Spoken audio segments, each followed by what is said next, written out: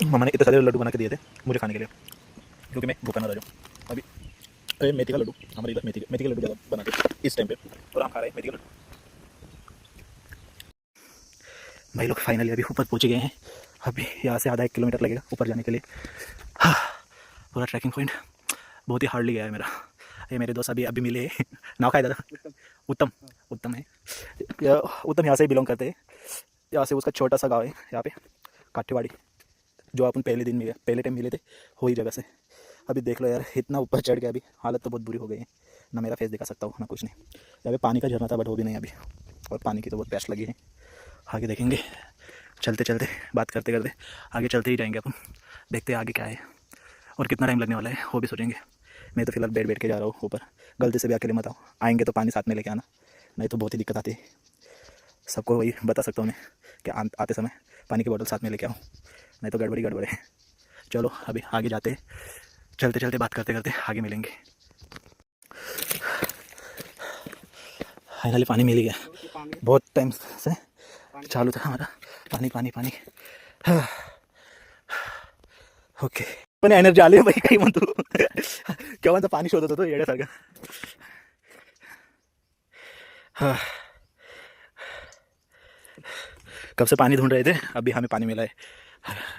देखो, हमने पानी की बोतल वगैरह कुछ लाया नहीं था, तो कम से कम 1-2 किलोमीटर चले, उसके बाद पानी किधर ही नहीं मिल रहा था। अभी फाइनली छोटा सा झरा है, वहाँ से हम पानी पी रहे हैं।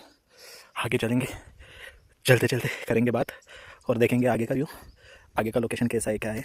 फाइनली बाद में समझ में आ जाएगा कि आगे के रास्ते कैसे जाते हैं भीमाशंकर के लिए।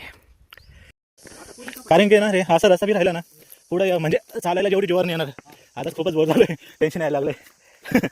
काय जाम झालं की इधर क्या होटल बनवले होते क्या?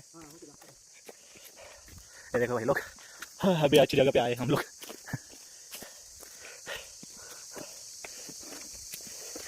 एकटे माणसाचं एकदम घाबरणारा माणूस तिकडे चुकून येणार।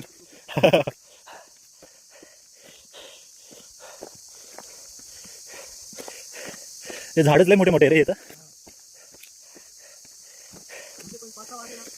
इकडे 5-6 वाजता म्हणजे अंधारच होणार आहे।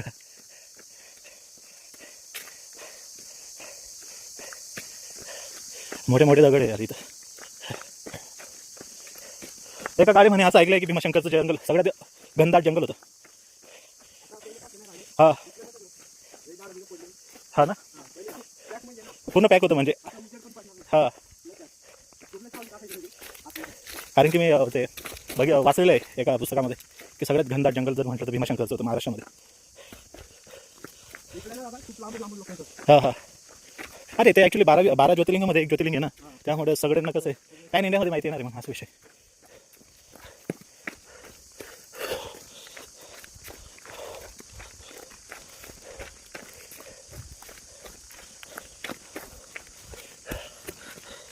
झाडं खूप तगडे, मला असं वाटतं जे जुने झाडं आहे ना ते पडले वाटत सगळे, जे मोठे मोठे याचे असतात खोडाचे, मोठे खोडाचे। अरे खालच्या पर्वताजवळ किती वारा होता बाप रे, खाली होतो ना खतरनाक वारा लागला होता तिथं मला। तरी बी लोकांनी बरं असे नवीन मार्किंग करून ठेवलेले बा की असं दिसतंय की तिकडं हां, म्हणजे माणूस वाचून तरी जाईल या रस्त्याने जायचंय बा। हां हा ना,